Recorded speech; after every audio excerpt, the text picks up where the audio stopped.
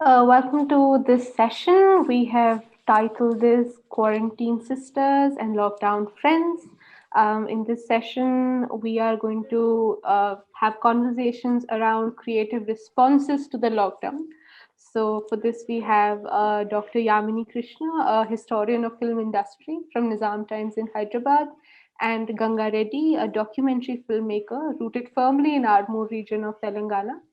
um, it's it's as little as it could get. So the session is what did you do during the lockdown?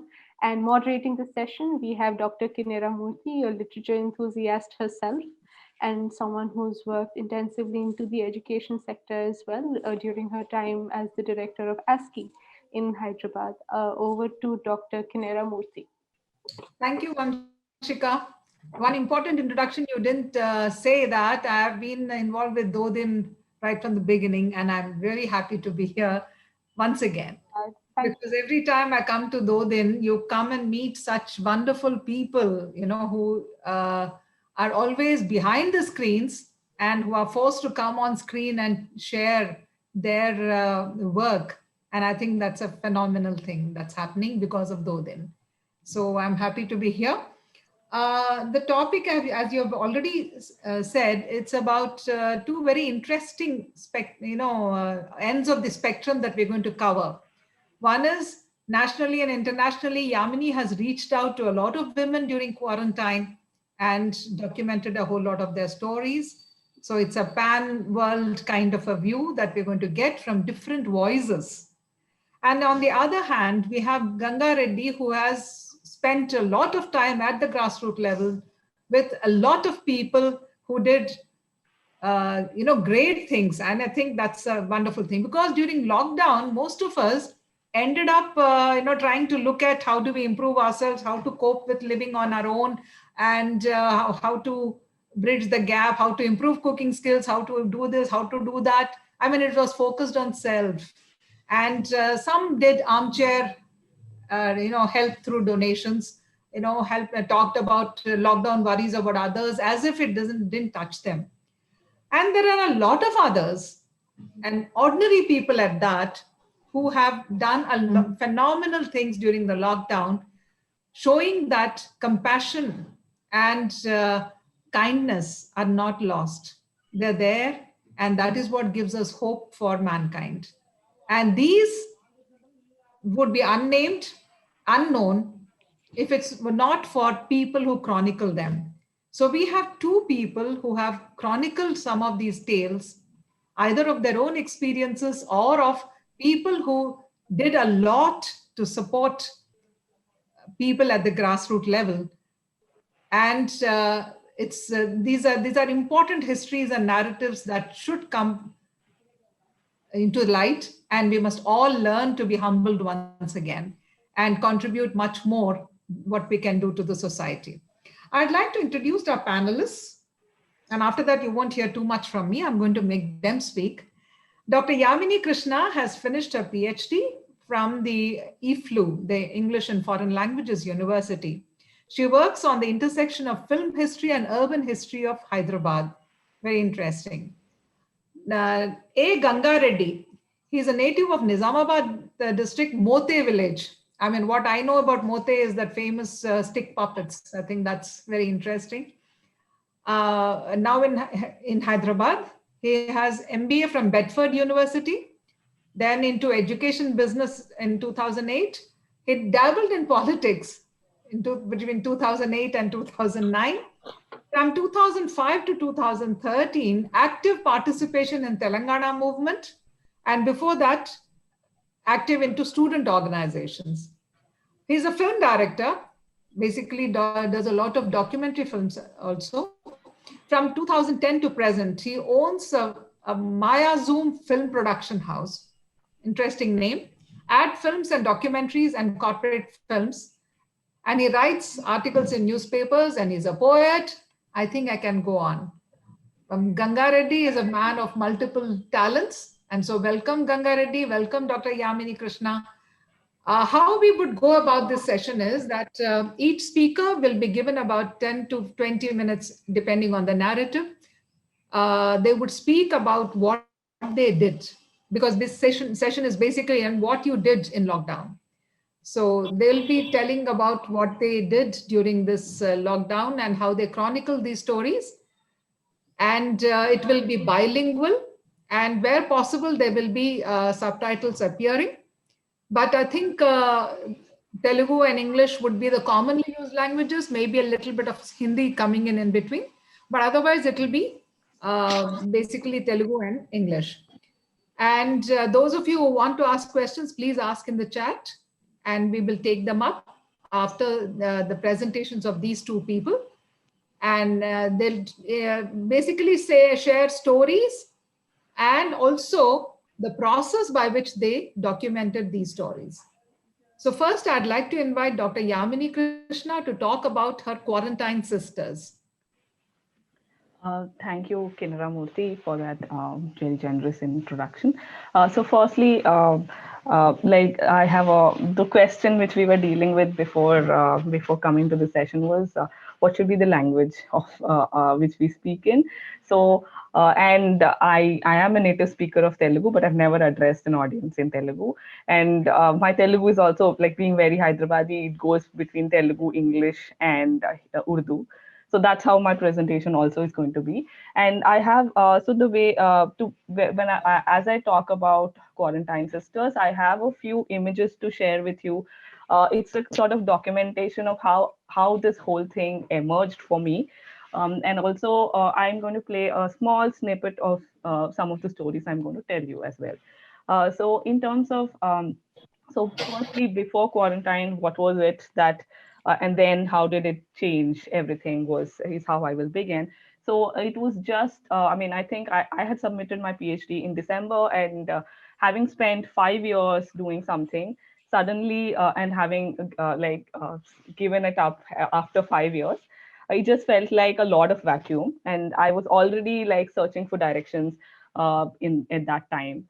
And then came in March the whole. I mean, we began hearing about Corona, I think late February, and then by March we were already in lockdown.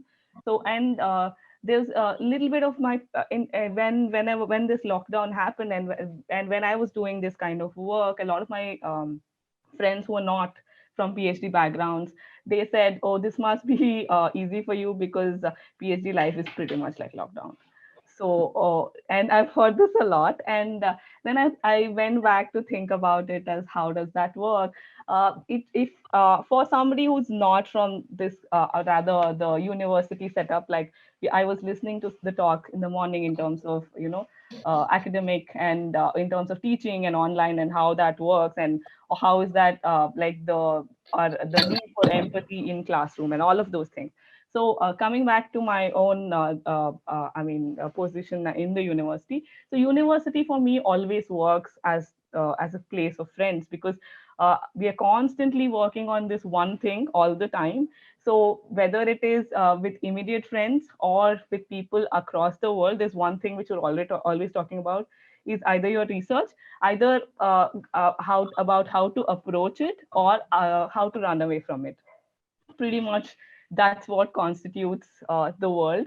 And then there's a lot of field work also involved and a lot of time in library, but it is pretty much a very meditative process in that sense. So that's what that was the phase in which I was in, and I had given that app, and then I'm suddenly looking at the world not from the university, this bubble of a university, but outside of it. And I was I mean, I didn't take it too well in the sense that I used to go to the university even after submitting because I was not ready to give up the because space of the bubble. And then came lockdown, which sort of severed all of it. Like in the sense, I couldn't even bid farewell to the space, to people. Suddenly, everything changed. All the like hostels were empty. Within 2 days, people were asked to leave their places. Some could afford and some couldn't afford, and they had taken shelter in nearby other friends' places. So that's what was happening. And so I will just show you an image here. Uh, this uh, this was quarantine sisters for me, like very much the idea which emerged from that is that we listen to each other and I mean listen to different people from around the world. From that part of different people from around the world emerged, but it was just listening to each other. And this was this was broadly my life before lockdown, which is like friends and animals and the university, very bubbled kind of. Yes, there were lots of there was even protests, like there was CAA protests, of which university spaces were the central nodes in which they were participating, but that also happened through these nodes.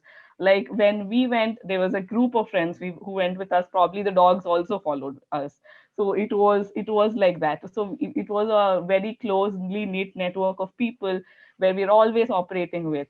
And then came March 2020. uh, and then what happened was, then HUL had posted a need for volunteers to talk to cooperators, to basically to find out what was happening in the city and if there were any need.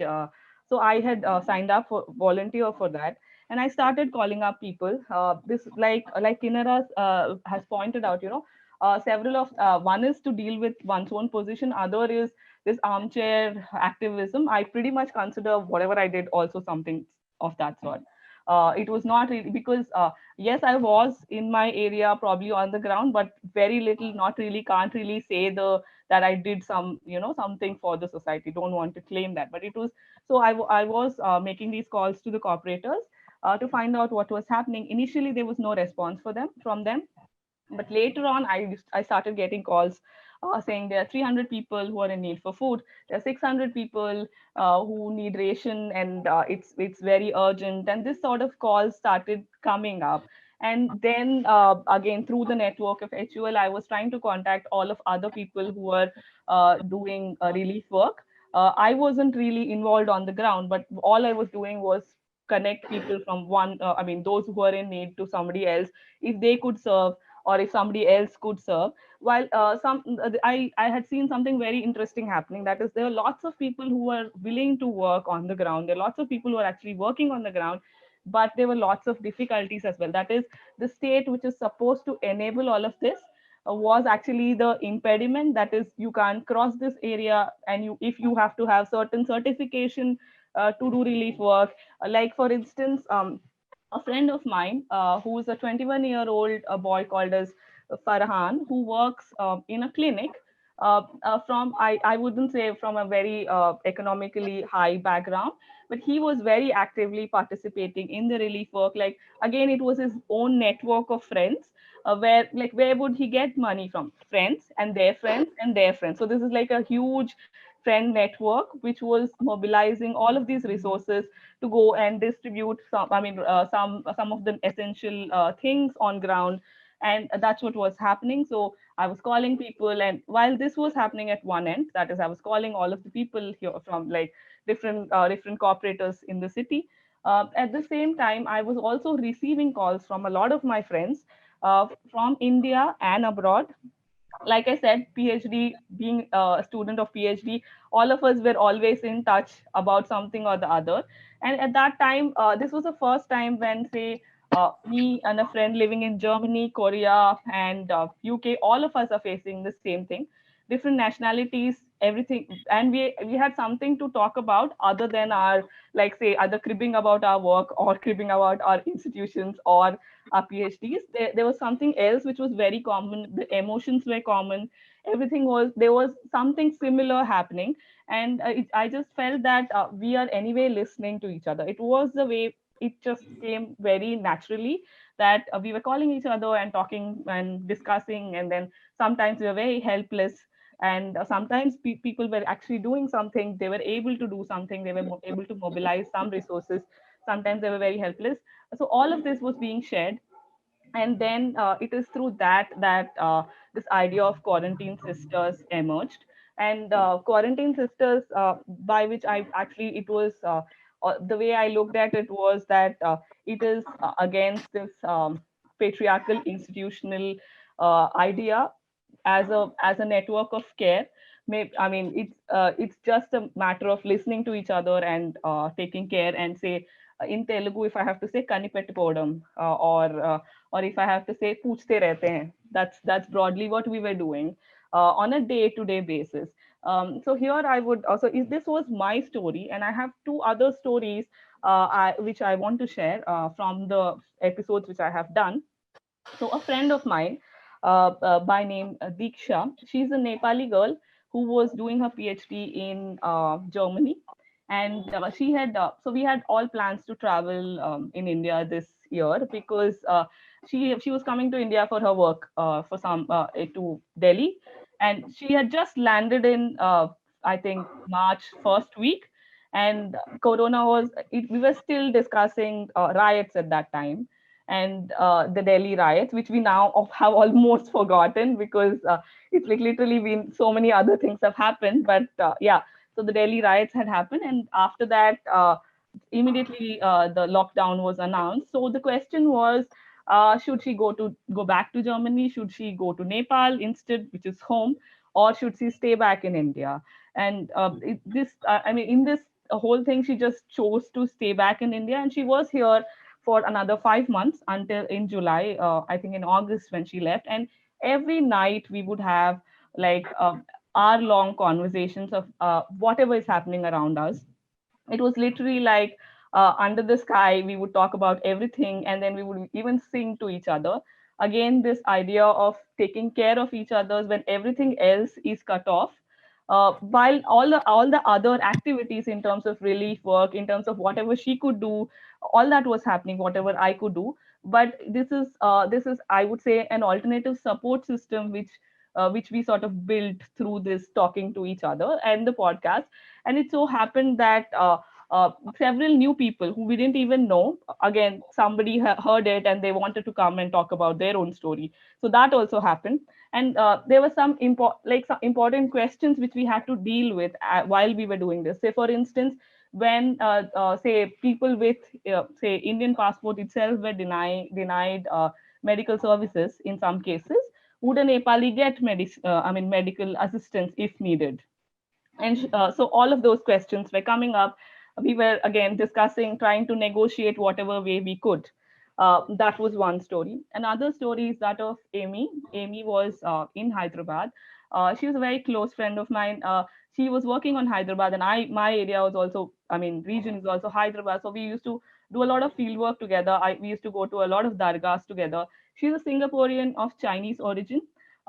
As Tashi had mentioned in the morning, so that's what happened to her. Basically, she couldn't even get out of her apartment because for the fear, we all feared that she would be attacked. And there were also instances when she was called Karuna, and like I mean, she has the I mean the so-called ethnic features of Chinese. And hence it was a great difficulty even to get essentials.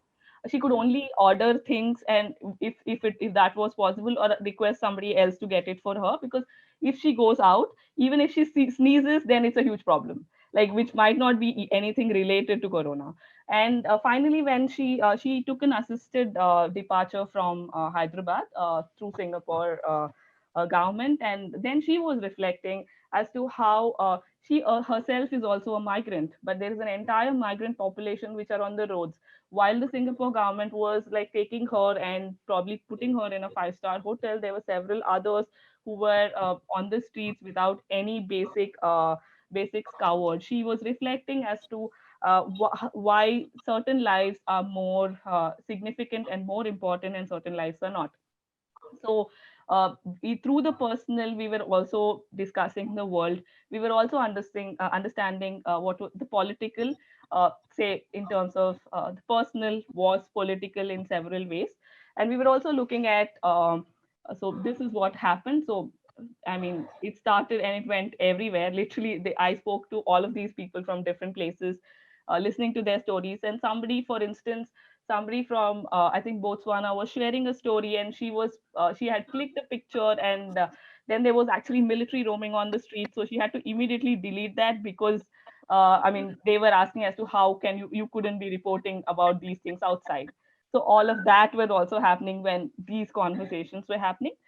So in that sense, we built an alternative network of care where the state was completely a failure. And this was also when all of, like, we have been seeing that there's been a lot of inflictment of state violence. And so we are countering that. I would say that care and solidarity networks and friendship networks are one way through which this whole hegemony of state and state violence can be countered. So that uh, and that's all I have, and I have to play a small I mean, I think a 1 minute this clip from the uh, quarantine sisters. Um, and I was also looking at this as an alternative family, that is an idea of a chosen family instead of a given one, where what is family? Family is the idea of taking care of each other, being there for each other, being supportive of each other. And it's mostly the state, what do you say, enforces the blood family or the birth family, because say in all institutions, insurance, bank accounts, everything, it's only the birth family which counts, right? But in this sense, it was an international family which was sort of looking out for each other. And this also translated into local, that is, when people were working on in the local, the like funds were coming in from everywhere. So in some ways they were also pulling in of resources. Say if some needed some help in some way, there were also all of that happening through this international network. Now I'll just play something. 1 second.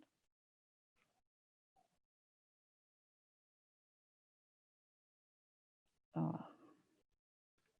So when I came, the rights which is settling in it. I hope it's audible, right? You're not. You're on mute. Yes. No, it's not very audible. Okay, I will increase the 1 second. Rights was all in the news. Corona was not so much in the news, and even in Germany there was no testing. I think there was one person who had sort of been brought to the hospital, the university hospital in the locality where I live. So when I came, there was no testing. There were a few people wearing masks, huge numbers in the airport, whatever. But I think the 1 week after I came, then everything exploded. Because Modi called all of us to applaud the health workers, but the health workers have themselves written that, what do we clap for? We asked for protective gear months ago, the government has not let it out. There's some ghotala happening there. And then this is, I don't know, I mean, how to clap and thali to yes. Thailand, when yesterday that the government announced the emergency decree, is also open a chance for them to announce more and more rules that could invade our human rights in the future, and that's the big concern as people doing small jobs, there has been a very high rate of unemployment. And so the government has said they're going to pay 200 reais. Reais is the Brazilian currency for these people. But 200 reais is a very small amount indeed. Like, it's not enough. It's like a fourth of the minimum wage, which is already extremely low. So it's like nothing. On Sunday, the government passed a very unpopular measure that the government says that companies can stop paying salaries for 4 months. And so that was so widely reproved that the government yesterday revoked this measure. How the virus can help us in this sense to reconsider our many aspects of our lives, the way we interact with like big issues like migration, privatization, with the neoliberalism, for example, or that they live alone or they live in situations that aren't necessarily healthy, that they live, they might not be isolated physically, they might live with people, but they might have difficult situations that they're living in, abusive households. So that was some of the voices from the people I spoke to. So there was a range of things that people spoke about, say from taking care of people around you, taking care of animals around you, taking care of and also mental health, and also politics, like it clearly shows, and about activism. There was also protest happening at the same time in Thailand. There was a lot of discussion about that as well. So It was literally through this podcast. I was knowing the world very personally through personal stories of people. Yeah, thank you. Thank you, Yamini. If I'm allowed to summarize what you said, basically you said that we listen to each other around the world, from texting and not even recognizing somebody's presence, to talking and caring about others, to actually having conversations. And you highlighted the importance of those people who would be on their own much more, than families reaching out. So you formed your own alternative support and network, seeking companionship in solitude. I think that's a very interesting thing that happened. And all of you rallied together to support each other. And from casual transactional contexts, you moved to conversational. You also talked about paranoia driven racism and the fact that the privileged got government support and there were equality and equity issues. It's very true. I think in this lockdown, the privileged have had the best of it. In fact, they turned it to their advantage in many ways, whereas the cost has been paid by a large part of the rest of the population. Thank you for, and we'll come back to you later again with more questions. But right now, I would like to invite Gangareddy to please make his presentation, which is the documentation of stories of uncommon people, a common people who did uncommon things. సాధారణ వ్యక్తులు అసాధారణ సమస్యలని ఛేదించారు. అంతేనండి గంగారెడ్డి గారు? మీ presentation మొదలు పెట్టండి. మీరు మ్యూట్లో ఉన్నారండి. మ్యూట్ అది. ఓకే, వినిపిస్తుందండి? వినిపిస్తుందా?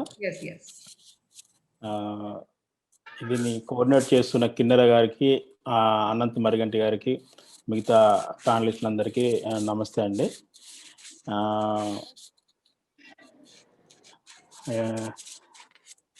నాకు ఎట్లా మొదలెట్టాలో తెలుస్తలేదు, ఎందుకంటే అది నాకు 3 months ఆ రీల్ అలా కదులుతుంది. సో అయితే మీరు జస్ట్ నా పర్సనల్ జర్నీ లాగానే అలా ఉంటుంది. సో ఇది ఒక సెర్చ్, ఒక అన్వేషణ అనుకోండి. ఇది ఒక రకంగా అన్వేషణ నుంచి ఇది అన్వేషణకు ఒక కంటిన్యూటీ అనుకోండి. ఎందుకంటే మనం చాలాసార్లు అనుకుంటాం ఇదంతా ఏదో బయట జరుగుతుంది అని అనుకుంటాం, కానీ నా అనుభవం అయితే ఇది బయట జరగట్లేదు, మన లోపల జరుగుతుంది. బయట జరిగినట్లుగా ఉంటుంది కానీ మన లోపల జరుగుతుంది. మనం ఎట్లా రియాక్ట్ అవుతామో మన మీద ఆధారపడి ఉంది అనేది ఇది ఒక అనుభవం అండి. అదే లాక్డౌను మన లైఫ్లో ఒక్కొక్క ఏజ్ ఎంత ఉంటుంది, దాదాపు అందరి ఏజ్ల్లో ఇంతటి సిచ్యువేషన్ ఎప్పుడు చూసి ఉండవు. ఆ ఎమర్జెన్సీ అనే టైం ఎవరు చూసారో తెలియదు, కానీ ఆ టైం గురించి మాట్లాడతాము. లేకపోతే పొలిటికల్, సోషల్ రకరకాల చేంజెస్, రివల్యూషన్స్ గురించి మాట్లాడతాం. కానీ వరల్డ్ వైడ్గా అంతా ఒక టిప్ మీదకి వచ్చి ఒకేలాగా అందరూ భయభ్రాంతులకు గురయ్యి ఒక ఇన్సెక్యూరిటీ ఫీలింగ్ తోటి, ఏదో టెన్షన్ తోటి ఉండే సిచ్యువేషను అసలు హిస్టరీలో ఎప్పుడైనా జరిగిందో లేదో తెలియదు. ఒకవేళ 1910 అట్లా జరిగినా కానీ ఆ ప్లేగ్ ఆ టైం ఎవరు రికార్డ్ చేసింది లేదు. ఇది ఫస్ట్ టైంగా మనం అందరం మన కళ్ళతో మనం అందరం చూస్తున్నాం. మన ఇంట్లో వాళ్ళు ఎట్లా టెన్స్ ఫీల్ అవుతున్నారు, మన సరౌండింగ్ కాలనీ వాళ్ళు ఎట్లా టెన్స్ ఫీల్ అవుతున్నారు, సరౌండింగ్ వాళ్ళందరూ ఎట్లా సొసైటీ అంతా ఎట్లా టెన్స్ ఫీల్ అవుతుందో చూస్తున్నాం. ఈ సిచ్యువేషన్లో అందరికంటే ఎక్కువ సఫర్ అయింది అంటే ఎవరిళ్ళ లాక్డౌన్ అంటే ఎవరిళ్ళ వాళ్ళు ఉండడం అనేది పెట్టారు, కానీ అందరికంటే ఎక్కువ సఫర్ అయింది అంటే ఇల్లు లేనివాడు, బతకడానికి వచ్చినవాడు, సిటీలోకి వచ్చినవాడు, వాడి సంగతి ఏంటి? ఇది ఎవరు దాదాపు ఆలోచించలే. మనం March 21 నుంచి మనం జాగ్రత్తగా లాక్డౌన్ అట్లా స్టార్ట్ 2020లో మార్చి చూస్తున్నప్పుడు మనం అందరం మన సరౌండింగ్ చూస్తున్నాం, కానీ గవర్నమెంట్ కూడా ఎవరిళ్ళ వాళ్ళు ఉన్నారు అంది. కానీ సిటీకి కొన్ని కోట్లలో, అట్లీస్ట్ కొన్ని లెక్కల ప్రకారం చూస్తే 10-12 కోట్ల మంది సిటీకి వలసలు వచ్చేసి వాళ్ళకు ఇల్లు లేవు, ఏమి లేవు, వాళ్ళకు ఉండడానికి షెల్టర్ లేదు, వాళ్ళకి ఆమంతు గడవకపోతే ఫుడ్కు లేదు. వీళ్ళ గురించి ఏంటి అని ఆలోచించలే. ఇది వరల్డ్ వైడ్గా ఏ కంట్రీస్ ఎట్లా మేనేజ్ చేసినాయో తెలియదు, కానీ మన దగ్గర మాత్రం ఎవరం ఆలోచించలేదు ఆ టైంకి. సో మా ఎక్స్పీరియన్స్కి వస్తే, నా పర్సనల్ ఎక్స్పీరియన్స్కి వస్తే, మేము ఇంట్లో ఉన్నాము, చూస్తున్నాం, అందరిలాగా లాక్డౌన్ అంటే చూస్తున్నాం. కానీ గ్రాడ్యువల్గా చూస్తే ఒక్కొక్క న్యూస్ వస్తుంది, ఇలా ఈ పత్తరగట్టి నుంచి అట్లా నడుచుకుంటూ వెళ్తున్నారని, ఇలా బాలనగర్ నుంచి NH44 నడుచుకుంటూ వెళ్తున్నారని, ఇలా వెళ్తున్న కొన్ని న్యూస్ ఎట్లా వస్తుంది, న్యూస్ పేపర్లలో, ఫేస్బుక్లో అక్కడ కొంతమంది వస్తుంది. అది ఎప్పుడు మార్చిలోనే, మార్చి 28, 29 ఆ టైంలో. ఎందుకంటే వీళ్ళు first 8 days 7 days complete lockdown చేశారు. కానీ 8 days తర్వాత వీళ్ళకు ఉండలేక, వీళ్ళ బాధతో వాళ్ళకు ఫుడ్, షెల్టర్, అందరం చాలా గ్రాసరీస్ తెచ్చుకొని ఇళ్ళలో పెట్టుకున్నాం. 2 months సరిపోయేంత పెట్టుకున్నాం. కానీ వాళ్ళకు అంత మనీ లేదు. ఓనర్ ఇస్తానన్న వాడు అదేదో టైం ఇస్తారు, అది లేదు. అప్పుడు వాళ్ళు గ్రాసరీస్ లేవు, ఫుడ్ లేదు, వాటర్ లేదు, ఇట్లా షెల్టర్ లేదు. వీళ్ళు వాళ్ళు బయటికి నడవడం స్టార్ట్ చేశారు. మూట ఎత్తుకొని పిల్లల్ని ఎత్తుకొని నడవడం స్టార్ట్ చేశారు. చాలా వాస్తవాలు మన బయటికి రాలేదు, ఎందుకంటే మీడియా దాని మీద ఫోకస్ చేయలేదు. మీడియా మొత్తం అప్పుడు అన్ని ఛానళ్ళు మనం తిరిగేసి, ఇంట్లో ఉన్నాం కూడా అన్ని ఛానల్ తిరిగేస్తే వచ్చేది ఏంటంటే, అసలు ఈ కరోనా అంటే ఏంటి, హెల్త్ ఎట్లా జాగ్రత్తలు తీసుకోవాలి, మనం శానిటైజర్ ఎట్లా వాడాలి, మాస్క్ ఎట్లా ఇవి జాగ్రత్తలు చెప్తున్నారు. కానీ కొన్ని కోట్ల మంది ఇట్లా ఉన్నారు, ఈ సిచ్యువేషన్లో ఉన్నారని పట్టించుకొని మీడియా ఫోకస్ చేయలేదు. ఇక్కడ మీడియాకు కూడా తట్టలేదా, లేకపోతే వాళ్ళు లెక్కలకు లేరా, సరే government anyway, society anyway, but media కూడా చేస్తుంటే చాలా మంది తెలిసేది ఫ్యాక్ట్స్. ఎందుకో తట్టలేదా, చేయలేదా, ఏదో మొత్తాన్ని బయటికి వెళ్ళలేరా, వాళ్ళు కూడా వెళ్ళక బయట జస్ట్ స్టూడియోలో కూర్చొని అక్కడక్కడ అనలైజేషన్ చేస్తున్నారా అంటే తెలియట్లేదు. ఇది చాలా పెద్ద ఇది జరిగింది. వాళ్ళు తట్టుకోక 8-9 రోజులు అట్లా ఉండి మళ్ళీ బయటికి వెళ్ళడం స్టార్ట్ చేస్తే అప్పుడు కూడా మీడియా పట్టించుకోలే. ఇది ఎట్లా తెలుస్తుందంటే, ఎక్కడో ఒక చిన్న ప్రెస్ వాళ్ళు, ఒక న్యూస్ పేపర్ ఒక ఫోటో తీసి పంపుతాను, ఆ సోషల్ మీడియా ఫేస్బుక్లో అక్కడక్కడ ఆయా ఏరియాలో ఉన్న వాళ్ళు, NH44 అనుకోండి, NH44 ఎక్కడ, కాశ్మీర్ నుంచి కన్యాకుమారి, అంటే కన్యాకుమారి టు కాశ్మీర్ కలుపుతుంది. ఎట్లా మా ఊరు నుంచి, మా ఏరియా నుంచి, మా ఆర్మూర్ అనే ఏరియా నుంచి NH44 హైదరాబాద్ 180 కిలోమీటర్ దూరంలో ఉన్న ఆర్మూర్ అనే ఏరియా నుంచి అట్లా 12 రాష్ట్రాలకు వెళ్తారు. ఇటు చెన్నై నుంచి వెళ్తారు, ఇటు కర్ణాటక రాష్ట్రం నుంచి, ఇటు తమిళనాడు రాష్ట్రం నుంచి, ఇటు హైదరాబాద్, 3 రాష్ట్రాలు, ఆంధ్రప్రదేశ్ 4 రాష్ట్రాల నుంచి NH44 కూడా వెళ్తారు. ఇప్పుడు ఈ జనాభా ఎంత వెళ్తున్నారు, ఎట్లా వెళ్తున్నారు అనేది మనకు లేటుగా తెలిసింది.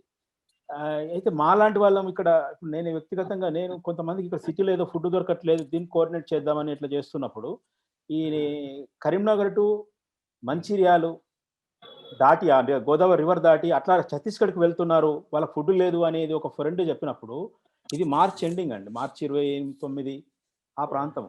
మార్చి 29లో అట్లయితే అప్పుడు అసలు వీళ్ళకి సిటీలో పట్టించుకుంటున్నాం, కానీ అట్లా ఎంతమంది వెళ్తున్నారు, ఎవరి దగ్గర స్టాటిస్టిక్స్లో, ఎవరు, అందరు ఇళ్లలో ప్యాక్ అయ్యారు, బయట ఎవరు లేరు, మీడియా చెప్పట్లేదు, ఎంతమంది ఉన్నారనే ఒక వరి స్టార్ట్ అయింది.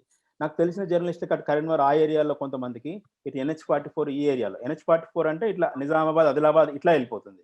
ఆ కరీంనగర్ నుంచి అటు మంచిర్యాల బార్డర్ దాటి అదొక సపరేట్ రూట్, గోదావరి మికల్, బ్రిడ్జ్ మికల్ దాటి ఛత్తీస్గఢ్ అటు మహారాష్ట్ర కొంచెం వెళ్తుంది, అట్లా వెళ్తుంది. అక్కడ నుంచి 2-3 రాష్ట్రాలకు వెళ్తారు, ఇక్కడ నుంచి 12 రాష్ట్రాలకు వెళ్తారు. ఈ కొంతమంది కోఆర్డినేట్ చేస్తుంటే చాలా భయంకరమైనది ఏంటంటే, ప్రెగ్నెంట్ ఉమెన్, డిచ్పల్లి ఏరియాలో 7-8 months ఉన్న ప్రెగ్నెంట్ ఉమెన్ చాలా దూరం నుంచి నడుచుకుంటూ ముళ్ళే మెత్తున పెట్టుకుంది, భర్తతోటి ఇంకో పిల్లాడితోటి ప్రెగ్నెంట్ ఉమెన్ నడుచుకుంటూ వెళ్తుంది అనే ఫోటో చూసి అంతే ఏడుపు వచ్చేసింది ఆల్మోస్ట్. సో ఏం చేయాలి దీనికి? ఇప్పుడు మనము కొంత కోఆర్డినేట్ చేస్తున్నాం, ఎక్కడో మనీ కొంత నేను కొంత కలెక్ట్ చేసుకొని, నేను స్వయంగా నాది కొంత పెట్టుకొని, మా ఫ్రెండ్స్ని కూడా రిక్వెస్ట్ చేస్తే, ఇక్కడ కొంత ఏదో NGOలు ఉన్నాయి, వాళ్ళకి ఇద్దామని రైతు స్వరాజ్య వేదిక వాళ్ళకి సంబంధించి వాళ్ళు కొంత రన్ చేస్తున్నప్పుడే తెలిసినప్పుడు వాళ్ళకి కొంత కంట్రిబ్యూట్ చేశాం. కానీ వాళ్ళు సిటీ ఫోకస్ చేస్తున్నారు, బయటిది నుంచి డేటా వాళ్ళకు అందుతుందో లేదో తెలియక మేము కనుక్కుంటుంటే అట్లనే పోతున్నారని తెలిసింది. మా ఫ్రెండ్స్ని NH44లో కొంత బ్యాంక్ ఎంప్లాయీస్ ఉంటే, టీచర్స్ ఉంటే, వాళ్ళు కొంత ఫ్రెండ్స్ ఉంటే, వాళ్ళని కొంత ముందు మీరు చేయండి, మీకు నేను కావాల్సినంత నేను చేస్తాను పర్సనల్గా అని చెప్పి వాళ్ళు ఎంకరేజ్ చేశారు. కానీ చాలా మంది వస్తున్నారు అని తెలిసిన తర్వాత ఇంకా ఒక రోజు నేను రాత్రిపూట, అప్పుడు కర్ఫ్యూ లాంటి వాతావరణము, అర్ధరాత్రి 3 గంటలకి నేను మా ఫ్యామిలీని వేసేసుకొని NH44 మీద చాలా ఎక్కడైనా పోలీసులు అరెస్ట్ చేస్తే అరెస్ట్ చేయనని బయలుదేరాం. కానీ పోలీసులు పడుకున్నారు, రాత్రి 2-2:30 అయింది అట్లా, మేడ్చల్ దాటి అట్లా వెళ్ళిపోయాం. ఇక్కడ మేము ఉండేది SR నగర్ ఏరియా. వెళ్తుంటే బాలనగర్, మేడ్చల్ నుంచి చీమల్లాగా, అవన్నీ నా ఫోటోలు, ఆ రోజు నుంచి ఫోటోలు క్యాప్చర్ చేయడం స్టార్ట్ చేశాను. చీమల్లాగా జనాలు పిల్లల్ని, నెత్తి మీద ముళ్ళల్ని, చిన్న చిన్న పిల్లలు వాళ్ళని ఎత్తుకొని పోతున్నారు. ఇదంతా చూస్తూ వాళ్ళకు ఆ రాత్రి పూట నుంచి ఎర్లీ మార్నింగ్ మా ఊరు చేరేసరికి మార్నింగ్ 7-8 అయింది. ఆ టైంకు అందరిని ఆపుతూ మాట్లాడిస్తూ, ఏ రాష్ట్రాలకు వెళ్తున్నారు, పోతున్న లారీలు ఆపట్లేదు, వాళ్ళకి నడుస్తున్నారు, ఫుడ్ ఉందా లేదా, ఎంతో కొంత వాళ్ళకి అక్కడిదక్కడే కొంత కంట్రిబ్యూట్ చేసేసి నా దగ్గర ఉన్న మనీ అంతా అయిపోయింది. మా కుర్రాడు కూడా ఏదో చిన్న కుర్రాడు, 8 months బాబు, 8 years బాబు, వాడేమన్నాడంటే, ఇట్లా ఉండకూడదు, నువ్వు ఉన్న మనీ అంతా పాకెట్ అంతా ఖాళీ చేసావు అని ఏదో చిన్న పిల్లాడికి వచ్చిన థాట్, అది కామెంట్ చేశాడు అక్కడ కంటిన్యూగా ఆపుతూ పోతుంటే. అప్పుడు ఏమనిపించిందంటే ఇది చాలా పెద్ద సమస్య, ఒక్కరిద్దరితో అయ్యేది కాదు, ఏమో అందరిని కొలాబరేట్ చేసుకోవాలా మనము అని అనిపించి మా ఊర్లో వెళ్ళి మీటింగ్ పెట్టాము. మా ఊళ్ళో వెళ్ళి మీటింగ్ పెడితే మా ఫ్రెండ్స్ కొంతమంది మీటింగ్ పెడితే మనము ఇలా కాదు, కొన్ని ట్రాక్టర్లు ఆ NH44 ఏరియాలో ట్రాక్టర్లు పెట్టి వాళ్ళని ఈ బార్డర్ దాటిద్దాం, ముందు మహారాష్ట్ర వరకు దాటిద్దాం, నడక భారం తగ్గుద్ది, కొంత ఫుడ్ అరేంజ్ చేద్దాం అని అనుకున్నాము. కానీ చాలా రిస్ట్రిక్షన్స్ ఉన్నాయి, పోలీసుల నుంచి రిస్ట్రిక్షన్స్ ఉన్నాయి, గవర్నమెంట్స్ నుంచి రిస్ట్రిక్షన్స్ ఉన్నాయి, ఎవరు బయటికి రావడానికి వీల్లేదు, వెహికల్లో తీయడానికి వీల్లేదు. సో కొంత రైతులు భయపడ్డారు ఆ సమయంలో. సో ఏం చేయాలో తెలియక నేను అదే వెహికల్ వేసేసుకొని ఆ NH44 ఆర్మూర్ ఏరియా ఆ గుట్టలలో వస్తున్న వాళ్ళు ఎవరు చూద్దామని పోయేసరికి అక్కడ చిన్న చిన్న పిల్లలు 6 months బేబీ, 8 months బేబీని ఎత్తుకొని, ఎండలు అది చూడండి, అది ఏప్రిల్ మే ఎండలు చూడండి ఎంత ఎర్రగా ఉన్నాయి. ఆ ఎండల్లో మధ్యాహ్నం 3 గంటలు 2 గంటలకి వాళ్ళు అట్లా నడుచుకుంటూ వస్తే వాళ్ళందరూ ఆ చెట్టు కింద గుట్టలు, ఆర్మూర్ గుట్టల మధ్యలో ఆ చెట్టు కింద అందరిని ఇట్లనే ఆపేసాం. కొన్ని వాటర్ ఫెసిలిటీ, కార్లో కొంత ఫుడ్ వేసుకొని వెళ్ళి ఆ ఫుడ్ ఏదో డిస్ట్రిబ్యూట్ చేశాం. కానీ ఆ వచ్చిన జనాభా చాలా ఉంది, వాళ్ళందరినీ ఒక దగ్గర పోగేసి వస్తున్న వెహికల్స్ ఆపమంటే ఎవరు ఆపలేదు. ఆ టైంలో సరౌండింగ్ విలేజ్ నుంచి ఎవరినో రిక్వెస్ట్ చేసి ఆ మనీ ఇస్తాం, మీరు రండి, ముందైతే వెళ్ళండి, మహారాష్ట్ర బార్డర్ దాటిద్దాం రండి అంటే అప్పుడు వాళ్ళు ధైర్యం చేసి ఏదైనా రెస్పాన్సిబిలిటీ నాదే, పోలీసులు లాక్ చేసిన బండిని లాక్ చేసిన, లారీలను లాక్ చేసిన రెస్పాన్సిబిలిటీ నాదే అని చెప్పి రమ్మంటే అప్పుడు వాళ్ళు కొంతమంది వచ్చారు. 2 వెహికల్స్ 2 లారీలు నిండా పంపించాం జనాలు. వాళ్ళ ముఖంలో ఆనందం చూసినప్పుడు అప్పుడు ఎందుకు అనిపించిందంటే ఆ టైంలో ఫేస్బుక్ని మీడియంగా వాడి ఈ గ్రౌండ్ రియాలిటీ ఇంతవరకు మనకు తెలియలేదు కాబట్టి గ్రౌండ్ రియాలిటీ జనాలకు తెలియాలని ఫేస్బుక్ లైవ్ పెట్టాం. ఈ వస్తున్న పిల్లలు ఆ 6 months 8 months బేబీ నుంచి పడితే 2 years 3 years బేబీల నుంచి చాలా మంది, వందలాది మంది వస్తున్నారు, నడుచుకుంటూ వస్తున్నారు, ఫుడ్ లేదు, వాటర్ లేదు. వాళ్ళని అడిగిచ్చాం, ఇంటర్వ్యూ చేసాం, నాకు వచ్చిరాని హిందీలో కూడా. వాళ్ళని అదే చెట్ల కింద కూర్చోబెట్టి ఎక్కడి నుంచి వస్తున్నారు, ఏ స్టేట్కి వెళ్ళాలి, ఎంత మనీ ఇచ్చేవాళ్ళు, మీకు ఎక్కడ ప్రాబ్లం అయింది, ఎందుకు బోదలుచుకున్నారు, ఇవన్నీ అడిగాం. అది ఫేస్బుక్ లైవ్ పెట్టాం. అది చాలా ఇంపాక్ట్ చూపించింది అది. అప్పుడు ఎండ, అప్పటికి నా దగ్గర ఐఫోన్లో ఛార్జ్ అయిపోతుంది బ్యాటరీ, ఆ ఎండకు తొందర అయిపోతుంది, అయినా 6 minute బులెటిన్ లాగా ఎక్కడిదక్కడ ఇంటర్వ్యూ చేస్తే అది చాలా ఇంపాక్ట్ చూపించింది. నెక్స్ట్ నాతో పాటు కలిసి వచ్చే వాళ్ళ సంఖ్య పెరగడానికి ఒకరిద్దరు ఫ్రెండ్స్ నుంచి 4 5 6 ఫ్రెండ్స్ మేము కూడా ఏదైనా చేయగలుగుతాం, కానీ మేము మా సిటీలలో ఉన్నాం, మేము దూరంలో ఉన్నాం, మేము రాలేకపోతాం, కానీ ఏదైనా చేస్తే మేము సహకరిస్తామని అన్నారు. అంటే ఇప్పుడు చేసిందే వాళ్ళకు వచ్చే వాళ్ళకి ఏంటంటే thousands of people ఎవ్రీడే. ఆ టైంకి దాదాపు on an average 8,000 9,000 people early morning నుంచి నైట్ వరకు కంటిన్యూగా ట్రావెల్ అవుతున్నారు. మాది అదే ఏరియా కాబట్టి ఆ చుట్టుపక్కల ఉన్న రైతులను కూడా అడిగాను, అసలు వీళ్ళు ఇన్ని రోజులు ఎట్లా నడిచారు, ఎట్లా పోతున్నారు, వీళ్ళు ఏ టైంలో వస్తున్నారంటే వాళ్ళు ఆశ్చర్యకరంగా అసలు చెప్పారు. వాళ్ళు ఎక్కడ రోడ్ల మీద పడుకుంటున్నారు, వరి గింజల ధాన్య కుప్పలుంటే ఆ కుప్పల మీద పడుకుంటున్నారు, ఏదైనా జామ చెట్టు ఉంటే జామ చెట్టుకి కాయ ఒకటి దింపుకొని తినిపోతున్నారు, పొలాలలో నీళ్లుంటే ఆ పొలాలలో నీళ్లు తాగిపోతున్నారు. ఇది ఫ్యాక్ట్స్ అవి. ఎంత బాధేసిందంటే ఆ రోజు జరిగిన లైవ్ లో నేను చాలా, అది ఆల్మోస్ట్ నాకు హెల్ప్లెస్ పొజిషన్ లో చాలా అంత ఏడుపు వచ్చినంత దశకు వచ్చింది. ఏం చేస్తున్నాం మనం, అసలు ఇంతమంది ఉన్నాం, కవులు అంటాము, రచయితలు అంటాము, ఇంటెలెక్చువల్స్ అంటాము, ఇంతమంది పోతున్నారు, ఇట్లా పోతున్నారు, మనం ఒక్కరిని అవేర్నెస్, గవర్నమెంట్ మీద వాస్తవం అవేర్నెస్ క్రియేట్ చేయలేకపోయాం. ఓకే, కరోనా అంటున్నాం, లాక్డౌన్ అంటున్నాం, సరే ఆ జాగ్రత్తలన్నీ తీసుకోవచ్చు కదా, మాస్కులు పెట్టుకోవచ్చు, శానిటైజర్లు పెట్టుకోవచ్చు, ఆ జాగ్రత్తలందరూ తీసుకొని ఇది సిచ్యువేషన్, దీనికి ఏదైనా చేయొచ్చా, ఏదైనా ఫుడ్ క్యాంప్స్ అరేంజ్ చేయొచ్చా, ఇట్లాంటిది ఒక థాట్ వచ్చింది. అయితే గవర్నమెంట్ని ఎంతసేపు మనం ప్రశ్నిస్తూనే ఉంటాం, కానీ మనం కూడా ఏదైనా చేసి చూపిస్తే వాళ్ళకు ఒక మోడల్ అవుతుంది అనిపించి అప్పుడు నేను ఈ హైవే మీద మహారాష్ట్ర దాకా ఇట్లనే వెళ్ళాము. ఒక ఇద్దరు ఫ్రెండ్స్, నేను కూడా అక్కడే మా లోకల్ ఫ్రెండ్స్ని తీసుకొని నేను నా బండ్లో ఎక్కిచ్చేసుకుని మహారాష్ట్ర బార్డర్, అక్కడ ఆ ప్రాణహిత బార్డర్ ఉంది కదా రివర్, ఆ రివర్ దాటితే మహారాష్ట్ర అటువైపు నాగ్పూర్ వెళ్ళే రోడ్డు, ఇటు మనది, అక్కడ దాకా వెళ్ళాం. వెళ్తుంటే ఎంతమంది నడుస్తున్నారు, ఎంతమంది సైకిళ్ళ మీద వెళ్తున్నారు, చిన్న చిన్న స్కూటీల మీద, బండ్ల మీద వెళ్తున్నారు, ట్రాక్టర్ల మీద వెళ్తున్నారు, నడుస్తున్నారు అని చూసి వాళ్ళకి ఏదైనా చేయొచ్చా మనం. అట్లా తిరుగుతున్నప్పుడు నాకు అక్కడ పెరికిట్ సరౌండింగ్ దగ్గర కొంతమంది టీచర్లు వాలంటరీగా వాళ్ళే తలా కొంత 500,000 అట్లాంటి వేసుకుని ఒక 10 people అట్లా కలిశారు. అట్లా ఇండిపెండెంట్ గా చాలా మంది అక్కడక్కడ చేస్తున్నారు, కానీ అది ఒక ఆర్గనైజ్డ్ గా లేదు. వాళ్ళు కలిసినప్పుడు మీరు ఎప్పటి నుంచి చేస్తున్నారంటే ఒక 15-20 రోజుల నుంచి చేస్తున్నాం. ఏ టైంలో వస్తున్నారంటే ఈవినింగ్ ఒక 2 గంటలు అట్లా చేస్తున్నాం, మార్నింగ్ 1 గంట అట్లా చేస్తున్నాం. ఏం చేస్తున్నారంటే చపాతీలు పొట్లాలు ఇస్తున్నాం. అని మీరు ఇంకా చేస్తారా దీనికి అంటే, మేము ఇంకా మానేద్దాం అనుకుంటున్నాం, మేము వేసుకున్నది ఏదో 30,000 ఏదో అయ్యింది, అది ఫినిష్ అయిపోతుంది అన్నారు. అట్లా కాదు, నేను కూడా తిరుగుతా ఉన్నా ఈ రోడ్ల మీద, చేయగలను. అట్లా కాదు, మీ దగ్గర మ్యాన్ పవర్ ఉంది, మీతో అంతా నేను చూసుకుంటా, మనం ఒక కొలాబరేటివ్గా ఫుడ్ క్యాంప్ లాగా అరేంజ్ చేద్దాం. అట్లా కాదు, ఒక పెద్ద ఇదే రోడ్డు మీద, ఇదే NH44 మీద టెంట్లు వేద్దాం, పెద్ద టెంట్లు వేసేసి అక్కడ వచ్చిన వాళ్ళకి షెల్టర్ ఇద్దాం, వాటర్ ఇద్దాం, వంటలు మన ఊర్లలో ఫంక్షన్ జరిగితే ఎట్లయితే వంటలు ఉంటాయో ఆ పొయ్యిలు పెట్టేసి పెద్ద వంటలు చేద్దాం, వాటర్ ప్యాకెట్స్, ఫుడ్ ప్యాకెట్స్, పొట్లాలు తయారు చేద్దాం.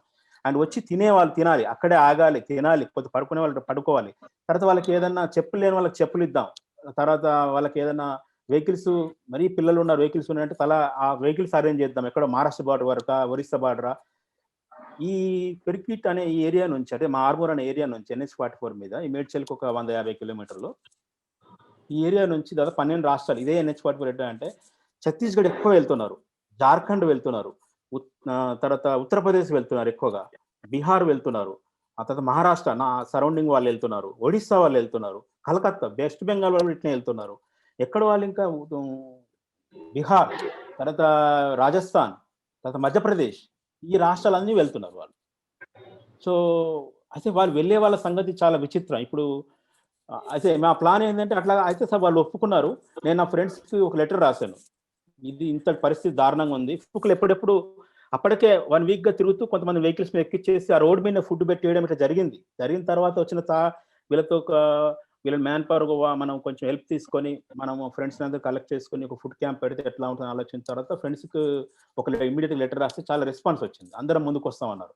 అట్లా మనకు కొంచెం ఒక ఫండ్ లాగా అయినప్పుడు మేము ఇది ఒక వాట్సాప్లో ఎవరెవరైతే మనకు వాళ్ళు 1000 ఇవ్వండి, 3000, 5000, 10,000 ఎంత ఇవ్వండి, కానీ వాళ్ళందరూ ఒక వాట్సాప్లో యాడ్ చేద్దాము, నంబర్ ఆఫ్ పీపుల్ పెరగని, ఇక్కడ జరుగుతున్న యాక్టివిటీస్ వాళ్ళకి చెప్తుంటాం, ఫేస్బుక్ ద్వారా మీడియా సోషల్ మీడియా ద్వారా ప్రపంచానికి చెప్దాం. ఇది ఫ్యాక్ట్స్ లాగా ఉండాలి, ఒక రికార్డు అందరికి తెలియాలి, ఇక్కడ ఉన్న సివియారిటీ తెలిస్తే కొంత మా సమస్య సాల్వ్ అవుతుంది అనేది మా అదిలాగా ఉండేది, ఏం లేదు. అది డే టు డే మేము నా ఫోన్ ద్వారా కంప్లీట్గా అది రికార్డ్ చేయడము, వాళ్ళు వస్తున్న వాళ్ళని, వాళ్ళ బాధల్ని వాళ్ళు ఇంటర్వ్యూ చేయడము, వాళ్ళ ఫుడ్ తిన్న తర్వాత వాళ్ళు వెళ్ళేటప్పుడు వాళ్ళు పంపించడము, వెళ్ళిన తర్వాత ఫోన్లు మాట్లాడు, మీరు చేరారా, ఏ స్టేట్ వరకు చేరారు, ఎక్కడ మధ్యలో ఫుడ్ అందిందా, ఎన్ని రోజులు చేరారు, ఇవి కూడా రికార్డ్ చేసేవాళ్ళు ఫోన్ చేసి. వాళ్ళకి చెప్పులేని వాళ్ళకి చెప్పులు అందజేయడం జరిగింది. అండ్ ఫుడ్ అయితే మార్నింగ్ 9-10 నుంచి స్టార్ట్ చేస్తే రాత్రి 10-11 వరకు ఫుడ్ అందజేసేవాళ్ళం కంటిన్యూగా, వంటలు వండుతూనే ఉండేవాళ్ళం. వంటలు వండడానికి ఒక సెక్షన్ పీపుల్ అరేంజ్ చేస్తాం. గంగారెడ్డి గారు ఒక్క నిమిషం అండి, టైం అయిపోతోంది, మీరు చూపించాల్సిన విజువల్స్ ఉంటే అవి ముందు చూపించి మళ్ళీ కంటిన్యూ చేయండి మాటలు ప్లీజ్.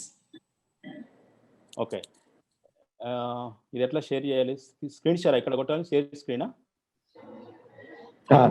షేర్ స్క్రీన్ కొట్టాలా? ఓకే, కింద షేర్ స్క్రీన్ అని ఉంటుంది, మీరు ప్రెజెంటేషన్ ఓపెన్ చేసి ఫైల్ ఫేస్బుక్ లో ఉందా లేకపోతే పవర్ పాయింట్ లో ఉందా? డెస్క్టాప్ ఉంది. డెస్క్టాప్ లో ఉంటే ఆ ఫైల్ ఓపెన్ చేసి ఓకే, షేర్ స్క్రీన్ అన్న తర్వాత అది సెలెక్ట్ చేసుకోండి. డెస్క్టాప్ లో ఫోటో ఉన్నట్లయితే దాన్ని ఓపెన్ చేసి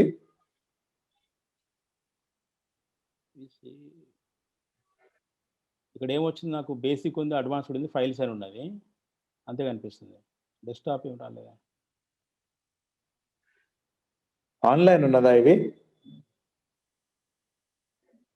నేను మీరు ఆ ఫైల్స్ ఓపెన్ చేసిన తర్వాత ఆ బేసిక్ లోనే మీకు కనిపిస్తుంది అనమాట. మీరు ఏ ఫైల్ అయితే ఓపెన్ చేశారో, అంటే ఒక ఇమేజ్ అనుకోండి, అది ఓపెన్ చేస్తుంటే ఆ బేసిక్ లో కనిపిస్తుంది, దాన్ని మళ్ళీ సెలెక్ట్ చేసుకోవాలి ఆ బేసిక్ లోనే.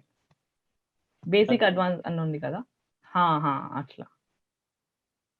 ఇప్పుడు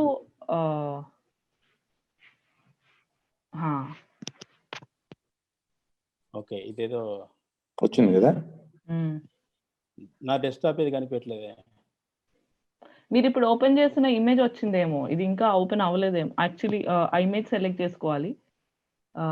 ఇప్పుడు ఫేస్బుక్ ని షేర్ చేయొచ్చా? అట్లా కాదు కదా, ఫేస్బుక్ షేర్ చేయొచ్చు. ఓకే, ఫేస్బుక్ కూడా షేర్ చేయొచ్చు. నాకు తెలుస్తలేదు. మీ డెస్క్టాప్ ఇప్పుడు మాకు కనిపిస్తుంది కదా, మీ డెస్క్టాప్ కనిపిస్తుంది మాకు. మీరు ఓపెన్ చేయాలనుకున్న ఫైల్ కి వెళ్ళి ఓపెన్ చేయండి. ఏ ఫైల్ ఓపెన్ చేయాలనుకుంటున్నారో ఆ ఫైల్ ఓపెన్ చేయొచ్చు మీరు. నాకు డెస్క్టాప్ కనిపించలేదు ఏంటి? ఎందుకంటే మాకు కనిపిస్తుంది కదా, అది మీరు షేర్ తీసేసి మళ్ళీ మీకు ఏ ఫైల్ కావాలో ఆ ఫైల్ ఒకసారి క్లిక్ చేసి మళ్ళీ అదే ఫైల్ ఇందాక చేసినట్టే, కాకపోతే అదే ఫైల్ ని సెలెక్ట్ చేయండి, తీసేయండి. ఇప్పుడు షేర్ తీసేయండి, ఎండ్ షేర్ అని ఉంటుంది చూడండి. ఓకే, స్టాప్ షేర్ అని. ఓకే, ఇప్పుడు మళ్ళీ ఒకసారి ఏ ఫోటో అయితే ఓపెన్ చూపించాలనుకుంటున్నారో ఆ ఫోటో ఫస్ట్ క్లిక్ చేసుకోండి. మళ్ళీ షేర్ స్క్రీన్ కి వెళ్తే నాకు అసలు నా డెస్క్టాపే కనిపించట్లేదు నాకు అసలు. ఇప్పుడు కూడా కనిపించట్లేదా? అంటే దీన్ని మినిమైజ్ చేసి చూడాలా? ఇప్పుడు షేర్ నొక్కండి ఒకసారి. ఇప్పుడు షేర్ నొక్కండి. ఇక్కడ ఇప్పుడు ఏం కనిపిస్తుంది మీకు? నాకు జస్ట్ వైట్ స్క్రీన్. దీంట్లో ఏంటంటే schedule, share screen, join, back to meeting. Share screen అనండి. షేర్ స్క్రీన్ అనండి. ఓకే, నేను ఫస్ట్ టైం అసలు ఇంతవరకు వాడలేదు, అందుకని తెలుస్తులే షేర్. బట్ ఎనీవే సరే టైం మాట్లాడేసేయండి. అదే కంటిన్యూ టాకింగ్. ఇది తర్వాత హెచ్యుఎల్ వాళ్ళకి ఇస్తే వాళ్ళు ఫేస్బుక్ లో షేర్ చేస్తారు. నేను చేస్తాను అది. మళ్ళీ చేద్దాం, ఇది రికార్డ్ చేద్దాము. మీరు లింకులు పంపించండి, నేను మళ్ళీ ఇది మొత్తం కూడా మళ్ళీ ఒకసారి తర్వాత రికార్డ్ చేయొచ్చు. ఓకే, నాకు వినిపిస్తుందండి. స్టోరీ కంప్లీట్ చేయండి. ఫైన్. అంటే ఏంటంటే ఇది కొన్ని మంత్స్ అట్లా కంటిన్యూ అయ్యింది. మేము ఒకటి ప్రపోజల్ లాగా ఎక్స్పెరిమెంట్ చేయాలని ట్రై చేసాం. ఒకవైపు మనం చేయాల్సింది మనం చేద్దాము, మనం చేసి ఇట్లా ఫుడ్ క్యాంప్ లాగా పెద్ద ఎత్తున పెడితే డైలీ మనం 1000 మెంబర్స్కి, అంటే ఒక్కొక్క రోజు 4000 మెంబర్స్, 5000 మెంబర్స్, 3000 మెంబర్స్, 2000 అలా ఉండేది. ఫ్లోటింగ్ వచ్చేసి ఒక్కొక్క రోజు 20,000, 15,000 ఫ్లోటింగ్ ఎవ్రీడే ఆ నేషనల్ హైవే మీద వెళ్ళే వాళ్ళు ఉండేవాళ్ళు. అయితే ఎర్లీ మార్నింగ్ నైట్ పూట వచ్చిన వాళ్ళకి మేము అది సప్లై చేసే వాళ్ళం కాదు, కానీ మార్నింగ్ 9:30, 10 నుంచి మళ్ళీ మధ్యలో 11 వరకు చేసేవాళ్ళం. కొందరు అక్కడ మధ్యలో వీళ్ళకి మన మేడ్చల్ క్యాంప్ కూడా స్టార్ట్ అయింది. మనం అందరు మంచి హృదయమైన మిత్రులంతా కలిసి మేడ్చల్ క్యాంప్ కూడా స్టార్ట్ చేశారు. వాళ్ళు అక్కడ తినేవాళ్ళు, వాళ్ళు డైరెక్ట్ వెళ్ళిపోయేవాళ్ళు. మళ్ళీ మేము వాళ్ళకి 2-3 డేస్ వరకు నార్త్ ఇండియాలో ఫుడ్ దొరకట్లేదు అని చెప్పి ఫుడ్ ప్యాకెట్స్ ఇస్తుండే వాళ్ళమి, వాటర్ ప్యాకెట్స్ ఇస్తుండే వాళ్ళు. అవి వాళ్ళకి 2-3 డేస్ పట్టేది. నడిచేవాళ్ళు పోయేవాళ్ళు, ఏదన్నా వెహికల్ ఆపుతూ వెళ్ళేవాళ్ళు. అయితే హైవే మీద నడక గురించి మాట్లాడితే 3 స్టేజెస్లో జరిగిందండి ఇది. మార్చ్ ఎండింగ్ నుంచి ఏప్రిల్ ఎండింగ్ వరకు ఆల్మోస్ట్ చాలా మంది నడిచారు. ఏప్రిల్ 20-25 వరకు. ఏప్రిల్ 25 నుంచి పోలీసులు కొంత ఏంటంటే ఈ కరోనా చూపి ఎక్కడ వెహికల్స్ వస్తే ఆపితే ఎక్కించడము అట్లా జరగడంతో కొంచెం ఇక్కడ రోడ్డు మీద ఉన్న వాళ్ళు కూడా వెహికల్స్, అట్లా ట్రాన్స్పోర్ట్ వెహికల్స్ ఉండేవి జనరల్గా గూడ్స్ గురించి, గవర్నమెంట్ వాళ్ళవి కానీ తర్వాత వేరే వాళ్ళవి కానీ ప్రైవేట్గా, అట్లా ఎక్కి వెళ్ళడము, మళ్ళీ ఎక్కడో దిగడం, మళ్ళీ కొంత నడవడం, మళ్ళీ ఎక్కడం, అట్లా వెళ్ళేవాళ్ళు. తర్వాత మే ఎండింగ్ నుంచి జూన్ వరకు వచ్చేసరికి ఓన్గా అప్పుడు వెళ్ళాల్సిన పూర్పులందరూ వెళ్ళిపోయారు తట్టుకోలేని వాళ్ళగా. ఆ తర్వాత ముఖ్యంగా వేరే రాష్ట్రాల నుంచి వెహికల్స్ని హైర్ చేసుకొని వెళ్ళేవాళ్ళు. తలా 1000 రూపీస్, 2000 రూపీస్, 5000 రూపీస్ అలా వెళ్ళేవాళ్ళు. మేము అక్కడి వరకు వాళ్ళతో ఇంటరాక్ట్ అయ్యాము, వాళ్ళందరికీ ఫుడ్ పెట్టాము, తర్వాత వాళ్ళని పంపించాము. ఇది జరిగిందండి. బేసిక్గా ఏంటంటే మేము ఇది మనం చేయడమే కాదు, గవర్నమెంట్తో ఏదైనా చేంజ్, ఎందుకంటే ఇది చిన్నది. ఒక ఫుడ్ దాదాపు 20 రూపీస్ వాల్యూ అండి, 15 to 20 రూపీస్. వాళ్ళకి కొంచెం అరటిపళ్ళు పోగా ఫుడ్ ప్యాకెట్ ఇస్తే అదొక 15-20 రూపీస్. అంటే ఒక 30 రూపీస్ వేసుకుంటే వాళ్ళకి ఆ 2 పూటలు ఫుడ్ వస్తున్నప్పుడు, లేదా 40 రూపీస్ 2 పూటలు ఫుడ్ వచ్చినప్పుడు ఒక డైలీ 10-20 వేల మంది పోతున్నారు అంటున్నాం కదా, ఒక 10,000 మంది గవర్నమెంట్ ఇవ్వలేదా? ఫుడ్ షెల్టర్లు పెట్టలేదా? ఫుడ్ క్యాంప్స్ మేడ్చల్ ఒకటి, తర్వాత తూప్రాన్లో ఒకటి, ఆ తర్వాత కామారెడ్డి ఒకటి, తర్వాత ఆర్మూర్ ఒకటి, అటు పోతుంటే మహారాష్ట్ర వరకు పెట్టలేదా, ఈ తెలంగాణ వరకు అని అనిపించేది మాకు. అది చాలా ట్రై చేసాం. మనకు ఎంతవరకు ట్రై చేసామంటే తెలిసిన వాళ్ళందరూ, అప్పుడు తెలంగాణ ఉద్యమంలో పాల్గొన్న అటువంటి మిత్రులందరూ, గంట చక్రపాణి గారి నుంచి పడితే, అల్లం నారాయణ నుంచి గారు పడితే, నందిని సిద్ధారెడ్డి గారి నుంచి పడితే, మీరు గవర్నమెంట్ గారితో కేసీఆర్ గారితో మీకు ఇంటరాక్షన్ ఉంటుంది కదా, ఒకసారి మాట్లాడండి, పెద్ద విషయం కాదు, కానీ మంచి పేరు వస్తుంది, కానీ వీళ్ళ ఫుడ్ కూడా వీళ్ళకి దొరుకుతుంది, వీళ్ళు ఆకలితో పోతున్నారు, ఇది చూడండి, వాళ్ళ ఫేస్ చూడండి. మనం లైవ్ పెట్టడం వల్ల చాలా తెలిసేది. పాపం వాళ్ళు కూడా వచ్చారు, మన ఫుడ్ క్యాంప్స్కి వచ్చారు, వాళ్ళు కూడా ట్రై చేశారు. కానీ మొత్తానికి గవర్నమెంట్ కొంచెం ఇనిషియేషన్ తీసుకోవాలి ఫుడ్ క్యాంప్స్ విషయంలో, అది జరిగి ఉండాల్సింది. గంగారెడ్డి గారు, ఇంకొకటి, మీరు చాలా మంది చేసినవన్నీ డాక్యుమెంట్ చేశారు కదా, అందులో ఒక్కొక్కళ్ళు తమ ఉడతా భక్తిగా కూడా చేసిన వాళ్ళని కూడా మీరు చూశారు కదా, ఆ కథ ఏమన్నా ఒకటి ఉంటే చెప్పండి. అట్లా అంటే ఇంట్లో ఇప్పుడు అక్కడ ఈ టీచర్లు మనకు చాలా ముందుకు రావడం, మనము ఎప్పుడైతే వాళ్ళు 15 రోజులు జస్ట్ షార్ట్ పీరియడ్లో చేద్దాము, అది కూడా ఒక చిన్నగా 2 hours 2 hours చేద్దాం అనుకున్న వాళ్ళు ఫుల్ టైం ఇన్వాల్వ్ చేయించగలిగాం. ఒకటి, వాళ్ళు అది లాక్డౌన్ టైం కాబట్టి మన ఫ్యామిలీస్, అందరి ఫ్యామిలీస్, వాళ్ళ ఫ్యామిలీస్ భయపడుతున్నారు. ఎందుకంటే ఎక్కడెక్కడికెళ్ళో వస్తున్నారు వీళ్ళు, చాలా దగ్గర మూవ్ కావాలి, ఫుడ్ సర్వీస్ చేయాలి, వాటర్ సర్వీస్ చేయాలి, వాళ్ళతో మాట్లాడాలి, వెహికల్స్ ఎక్కించాలి అంటే భయపడుతున్నారు ఇళ్లల్లో. అట్లాంటప్పుడు కూడా సాహసం చేసి టీచర్స్ కానీ తర్వాత కొంతమంది యూత్ ఆర్గనైజేషన్స్ కానీ అట్లా రావడం జరిగింది, ఇన్వాల్వ్ అయ్యారు. వాళ్ళు చేసిన సేవలు చాలా గొప్పవి ఉంటాయి. రెండోది అక్కడ అమీనా బేగం అని బాల్కొండ దగ్గర ముక్కాలనే మండల్ హెడ్ క్వార్టర్లో ఒక లేడీ అండి, అంగన్వాడీ టీచర్. ఆమె ఇనిషియేషన్ తీసుకొని పోతున్న వాళ్ళకి తన ఒక షట్టర్ తీసుకొని ఆ రోడ్డు మీద NH-44 మీద ఫుడ్ వండి, ఎవరైనా ఇట్లా రైస్ అలా డొనేట్ చేస్తే ఫుడ్ వండి వాళ్ళకే సొంతంగా వండుతుంది, సొంతంగా వడ్డన చేస్తుంది. తర్వాత ఏదైనా ఒక వెహికల్ వస్తే ఆపి ఎక్కిస్తుంది. ఆమె చాలా గొప్ప సర్వీస్ చేసింది. ఆమె మార్నింగ్ నుంచి నైట్ వరకు చేసింది. ఫస్ట్ ఇనిషియల్గా ఆమెతో కూడా ఆమె కంట్రిబ్యూట్ చేయించి ఆమెతో కూడా ఆమె స్టాల్ అక్కడ ఉండాలి, ఆమె రన్ చేయాలి. కానీ ఆమె పరిధి ఒక ఇద్దరు హెల్ప్ తీసుకునేది. డైలీ ఒక 200 పీపుల్ వరకు సర్వ్ చేసేది. కానీ పోయే వాళ్ళు థౌజండ్స్లో ఉన్నారు. ఈ పెద్ద ఎత్తులు లేకపోతే బాగుండేది కాదనిపించేది. ఇంకొకటి ఒక ఆర్మూర్ దగ్గర ఎప్పుడైతే మేము గుట్టలగాడ అక్కడ ఫస్ట్ టైం వెహికల్స్ ఆపి పెట్టామో, మేమంతా అలా అందరిని ఆపినప్పుడు నా దగ్గర కార్లో ఉన్న ఫుడ్ సరిపోలే. ఆ టైంలో ఒక లేడీ వాళ్ళ కొడుకు ఇంజనీరింగ్ చదువుతున్నాడు. ఆమె ప్రాబ్లీ విడో లేడీ. ఆమె కార్ వేసుకొని, చిన్న మారుతి కార్ వేసుకొని ఫుడ్ ప్యాకెట్స్ తయారు చేసేసుకొని అట్లా ఎక్కడ దొరుకుతారని అంతకుముందు వారం నుంచి 10 రోజుల నుంచి చేస్తుందంట. డైలీ ఆ మధ్యాహ్నం పూట రావడం ఒక 50 మందికి ఏం సరిపడే ప్యాకెట్స్, కొన్ని ఇంకా మిల్క్ ప్యాకెట్స్, తర్వాత ఏమంటారు గ్లూకోజ్ పౌడర్ లాంటి పౌడర్ తీసుకొని వచ్చేది. ఆమె అలా మేము మాట్లాడుతూనే ఉన్నాం, అలా సప్లై చేసి వెళ్ళిపోయింది. ఆమె అడ్రస్ తీసుకున్నాము, ఆమె కలుద్దాం అనేసరికి అంటే చాలా మంది ఒక 1 hour 2 hour వచ్చేసి ఒక బర్త్డే ఉన్న వాళ్ళని చూసాం. బర్త్డే అని చెప్పేసి వాళ్ళు బర్త్డే చేసుకుంటే ఆ డబ్బులు తీసుకొని ఆ అమౌంట్ సరిపడంత ఫుడ్ తయారు చేయించి తెచ్చిన వాళ్ళని చూసాం. వెడ్డింగ్ యానివర్సరీ ఉన్న వాళ్ళని అట్లా చేసిన వాళ్ళని చూసాం. ఒక మహిళా రైతు, ఆమె దోసకాయలు, ఆమె అపెరికిట్ దగ్గర క్యాంప్కి దాదాపు కంటిన్యూగా 40 days దోసకాయలు పండుతుంటే పొద్దున్న రాత్రి వాళ్ళ భర్తతో దోసకాయలు తెంపేది, బుట్టలు తీసుకొచ్చి మా ఫుడ్ క్యాంప్ దగ్గర పెడితే వీళ్ళు తీసుకునే వాళ్ళు హ్యాపీగా తీసుకొని వెళ్ళిపోయేవారు. ఆమె 40 days ఒక్కరోజు తప్పకుండా దోసకాయలు తెచ్చింది. అండ్ మాకు కంట్రిబ్యూషన్ చేసిన వాళ్ళు రైతులు కూడా చాలా ఇండిపెండెంట్, టమాటోస్, రైస్ చాలా మంది కంట్రిబ్యూట్ చేశారు. అది ఊహించలేమండి. అట్లా కొంతమంది జరిగే వాళ్ళు పాపం, అంటే ఎవరో కొంతమంది కదిలి ముందుంటే ఇంకా ముందు రావడానికి చాలా మంది ముందు వస్తారు. అంటే ఒకరికి ముందు కదిలితే కొందరు వస్తారు అనడానికి జరిగింది. ఆ తర్వాత ఇండిపెండెంట్గా చాలా మంది చేశారు. చాలా ఏరియాల్లో చాలా మంది కొద్ది తమ లిమిట్స్ కొంచెమైనా కానీ చాలా మంది చేశారు. ఆ కరుణ ఎంతో కొంత, అది ఎంత అనేది వాళ్ళకి సంబంధించింది. కానీ 1 hour చేస్తారా 2 hours చేస్తారా చేసిన వాళ్ళ సంఖ్య ఉంది. నేను ఒక్క ఎగ్జాంపుల్ ఈ పోయే వాళ్ళ ఒక కథ అండి. ఇప్పుడు ఒరిస్సాకు ఇటుక బట్టీలలో పనిచేసే వాళ్ళని చాలా దారుణం వాళ్ళది. ఆ టైంలో వాళ్ళకి చెప్పులు కూడా ఉండలేని పరిస్థితులు నడుచుకుంటూ వచ్చారు. ఒరిస్సాకు వెళ్ళాలి వాళ్ళు.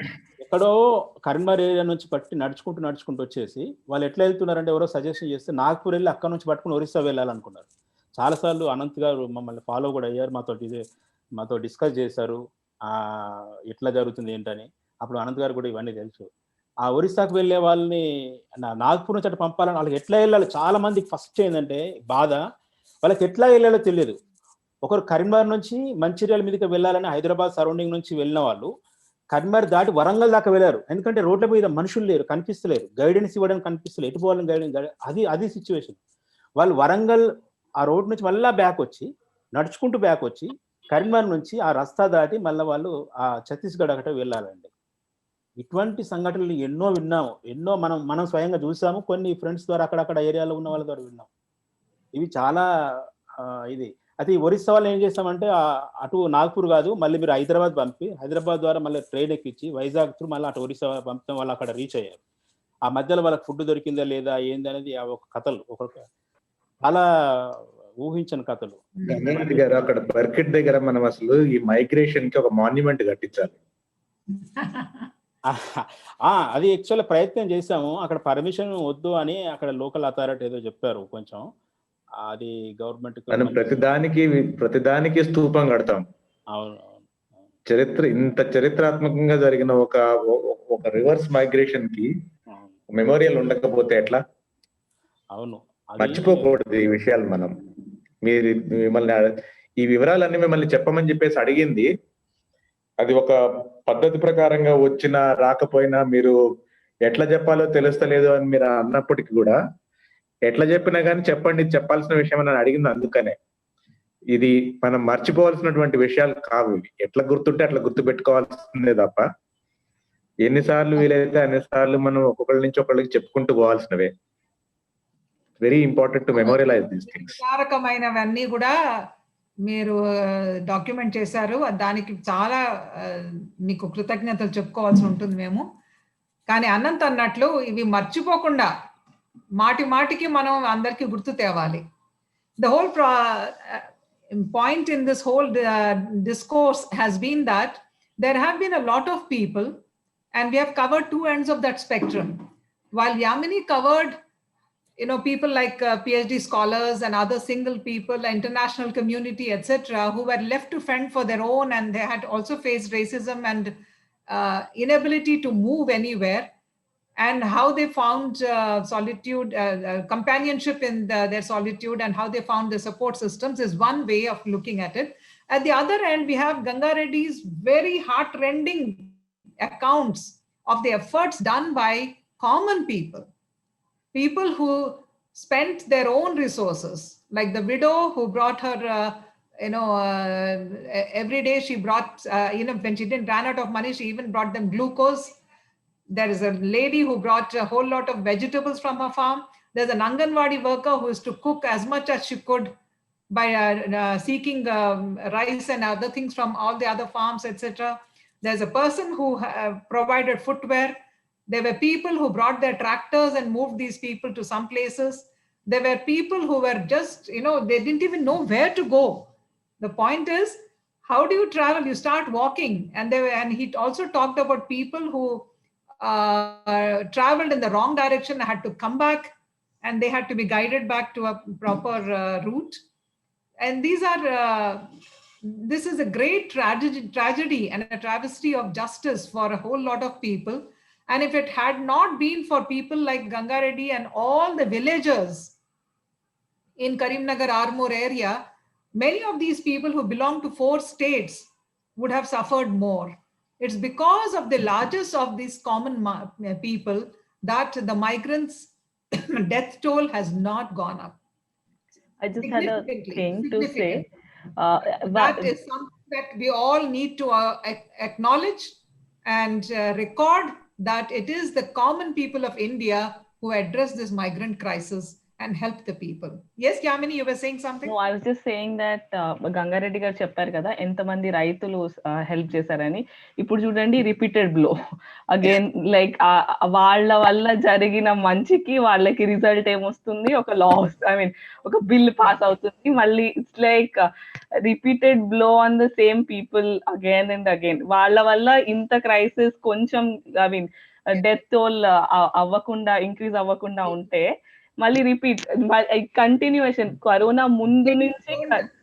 Please don't say, Yamini, that the farmers will suffer a fate worse than this, and then they will not be in a position to help in future. Please don't say that. I can't even think about it. No, I hope it's not that. I hope it's not. I'm just country, real issues of people, of real people, will be addressed. Yeah, I hope so. Yes. But one thing that has come out in this session is that people helped themselves and helped others when no help was forthcoming from the system itself.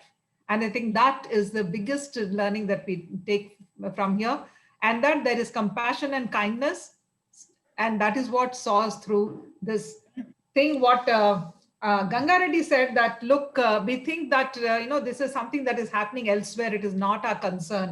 But actually, it concerns us because of the way we react to it. We choose to react, yes, then it concerns us, and it affects us. But if we don't choose to react, then it's something that's happening and something sad. Forget it. That kind of a thing. So it's a question of what are we seeking? What are we looking for? Are we capable of helping another person? And if we can, let's do it. And let us try to force the government to do certain things. Like he said, he tried his best to even talk about 30 rupees a day for 10,000 people. Can't government do even this much? That is the kind of problem that we faced in this 6 months, 8 months. And that's something that what he has done and his team has done is phenomenal. Yes, Gangareddy garu? Yeah. Yeah దాంట్లో whole ఒక 2 points ఇది కావాలి. ఒకటి, చాలా మంది ఒకవేళ బయట కంట్రీస్లో ఉన్న ఫ్రెండ్స్ కానీ, అనంత్ గారు తన టీంతో కానీ, లేకపోతే ఇంకా చాలా మంది రకరకాల మనుషులు, టీచర్స్, ముఖ్యంగా మా టీచర్స్ ఎంఈఓ రాజేశ్వర్ గారి ఆధ్వర్యంలో టీచర్స్ కానీ, అంటే ఇండిపెండెంట్గా ఉన్నవాళ్ళు ఒక ఆర్గనైజ్డ్గా మనం ఆర్గనైజ్డ్గా చేద్దాం, దీన్ని బాగా చేద్దాం అన్నప్పుడు చాలా మంది కథలు వచ్చారు. వాళ్ళందరినీ గుర్తు తెచ్చుకుంటున్నాను ఈ సమయంలో. అట్లానే సాఫ్ట్వేర్ ఇంజనీర్స్, ఎన్ఆర్ఐస్ లాగా ఉన్నవాళ్ళు, ఇక్కడ లోకల్ రకరకాల ఉన్నవాళ్ళు, ఆ సరౌండింగ్ ఏరియాలో షాపులు ఒక్కొక్క బిందువు లాగా కలిసి ఇది మహాసాగరం అయిందని చెప్తున్నారు. మీరు కరెక్ట్ గా చెప్తున్నారు. అది what Gangareddy is saying is that every drop counted, and once the drop started collecting, a lot more people started joining, and it became a big flood. And the help poured in to the extent almost matching the size of the migrant walks. But what he said is that we tried our very best. Let's hope this does not recur. రెండవది ఏంటంటే చిన్న విషయం, ఎందుకంటే ఇప్పటికీ బాధాకరం ఏంటంటే దీని మీద ఏమైనా రివ్యూ కమిటీ లాగా పార్లమెంటేరియన్స్ ఉన్నారు, నేతలు ఉన్నారు, లేదా కమ్యూనిస్ట్ పార్టీలు ఉన్నాయి, విప్లవ గ్రూప్స్ ఉన్నాయి, లేకపోతే ఇది అసలు అందరూ మాట్లాడేది ఆకలి లేనివాడు ఉండాలని, ఆకలి లేనివాడు ఉండకూడదని కదా. ఆస్తి పక్కన పెడదాం, అట్లీస్ట్ ఆకలి, ఈ ఆకలిని ఎప్పుడు చూడని ఆకలిని ఆ టైంలో ఆ 2.5-3 నెలల్లో మన కళ్ళ నిండా చూసాం.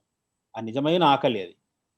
అప్పుడు ఈ గవర్నమెంట్ తర్వాత కూడా ఇట్లాంటిది వాళ్ళకు నిజంగా ఇట్లా ఉన్నారా, వాళ్ళకి ఎంత వేజెస్ వస్తున్నాయి, వాళ్ళ సేవింగ్స్ ఎంత, వాళ్ళ సర్ప్లస్ అసలు ఉంటుందా, ఎంతమంది అట్లాంటి వాళ్ళను, అట్లాంటిది ఏదైనా కరెక్ట్గా డేటా కలెక్ట్ చేసి ఫ్యూచర్లో ఇట్లాంటిది ఏదైనా వస్తే వాళ్ళని ఆదుకోవడానికి ఏదైనా దీని నుంచి లెసన్స్ లాగా ఉంటాయా? ఎందుకంటే 30 రూపాయలు 40 రూపాయలు వాళ్ళు ఓటర్స్ కారు. బేసిక్ ఏంటంటే వాళ్ళు ఈ స్టేట్ సంబంధించిన అన్ని స్టేట్స్, అఫ్ కోర్స్ కంపేరేటివ్గా తెలంగాణ ఎంతో కొంత బాగా చేసిందని మేము అనుకుంటున్నాం. ఎందుకంటే కొంత కంపేరివ్గా వేరే రాష్ట్రాలకు వెళ్ళిన మైగ్రెంట్స్ వర్కర్స్ కూడా కొంత కనుక్కున్నాం, అంటే మీకు ఏం చేస్తున్నారు అక్కడ అంటే, అక్కడైతే ఇంకా ఇక్కడ సోషల్ పీపుల్ కానీ, జనరల్గా రియాక్ట్ అయిన పీపుల్ కానీ, ఇక్కడ రకరకాల క్యాంపుల పేరుతో రోడ్ల మీద పనిచేసినట్టుగా తమిళనాడు నుంచి వచ్చే వాళ్ళని, కర్ణాటక నుంచి వచ్చే వాళ్ళని కనుక్కున్నాం.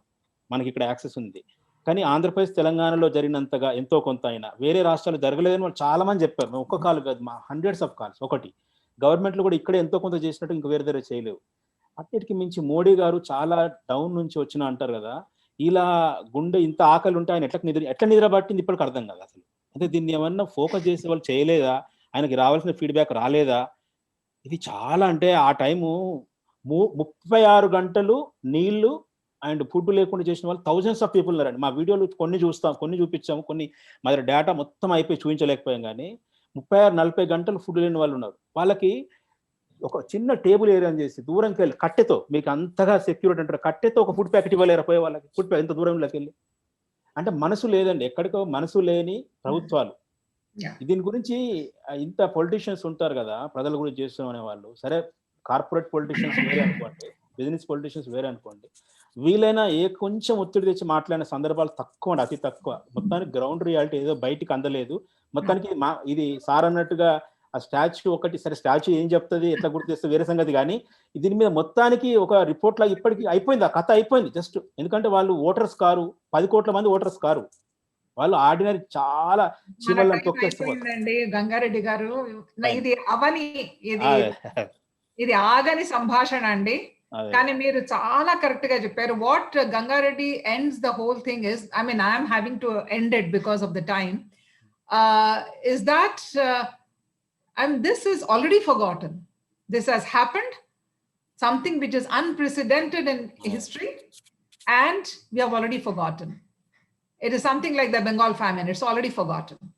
The point is, have we ever reviewed this? Has the government tried to find out what are the lessons to be learned from this episode, and whether what should be done in future to avoid hunger? I mean, hunger is a basic need. But for many of the people, in case something happens, or even now, how do we address hunger? This is something that the government is not even thinking about. He says that a review is definitely needed for this. And we have different kinds of politicians, but we have the PM coming from a poor family. Obviously, he should understand hunger, and he should talk about a review and see that we have policies that will protect people from future hunger. He talks about people who went without food for 40 hours at a stretch. And this, he says, it should not happen at all, ever. So let us hope on that note that there will be some conscious, because he talks that governments must have a heart. Right now, we don't have that. Let us hope that we will have policy with compassion in future. I thank you very much, Anand. It's a interesting spectrum. It's very difficult to cover in the short time. But like every time, we just give a glimpse, and the others will have to seek answers by searching more, and especially go back to these websites that they're talking about and read more about it. Thank you very much. Thank you, Yamini. Thank you. Thank you. Thank you, everyone. Thank you, everyone, for joining in for this session. We move straight into the next session, which is Kanun Ke Haath. We'll have Dr. Siddharth Chauhan and Manish speak with us about the year gone by and understand this year from the point of view of what the occurrences of this year have brought in with respect to law. So please join us very soon. We will start right after this session. There won't be a break because we've bypassed our time here. So join us directly at the next session. Thank you once again, everyone, for joining in, and thank you, everyone, for patiently listening through. We'll see you at the next session.